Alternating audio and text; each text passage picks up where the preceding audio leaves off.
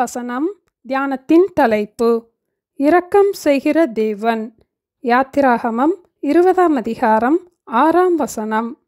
என்னிடத்தில் அன்பு கூர்ந்து என் கற்பனைகளை கைக்கொள்ளுகிறவர்களுக்கோ 1000 தலைமுறை மட்டும் இரக்கம் செய்கிறவராயிருக்கிறேன். தேவன் மோசேயிடம் 10 கற்பனைகளையும் கொடுக்கும் போது 2ஆம் கற்பனைக்குரிய ஆசீர்வாதத்தின் வசனம்தான் இப்போது நாம் வாசித்த வசனமாகும். தேவனுடைய இரக்கம் நம்முடைய வாழ்க்கையிலே ஒவ்வொரு நிமிடமும் நமக்கு தேவைப்படுகிறது. தேவனுடைய இரக்கத்தை பெற்றுக்கொள்ள நாம் 2 காரியங்களை செய்ய வேண்டும் என்பதை குறித்து இந்த வசனத்தில் நாம் வாசிக்கலாம். முதலாவதாக தேவனிடத்தில் அன்பு கூற வேண்டும். 2ஆவதாக தேவனுடைய கற்பனைகளை கைக்கொள்ள வேண்டும்.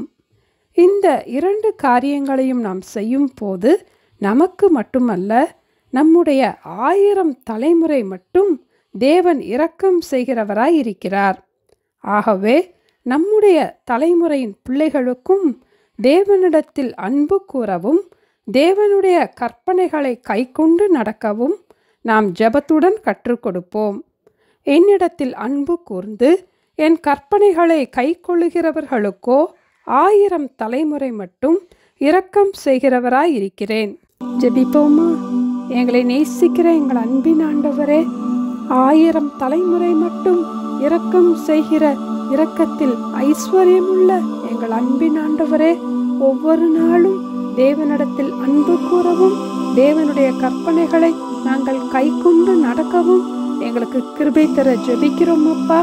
நாங்கள் பெற்றுக்கொண்ட இந்த இரக்கத்திற்கு நாங்கள் பாத்திரவான்களாக நடக்கவும் எங்கள் பிள்ளைகளுக்கும் எங்கள் பின்வரும் சந்ததிக்கும் தேவனிடத்தில் அன்பு கூறவும் தேவனுடைய கற்பனைகளை கைக்கொண்டு நடப்பதற்கும் நாங்கள் கற்றுக் கொடுக்க எங்களுக்கு வேண்டிய கிருபைகளை தந்து எங்களை வழிநடத்த வேண்டுமாய் இயேசுவின் நாமத்தில் ஜெபிக்கிறோம் பிதாவே. ஆமென். Thank you. Have a blessed day.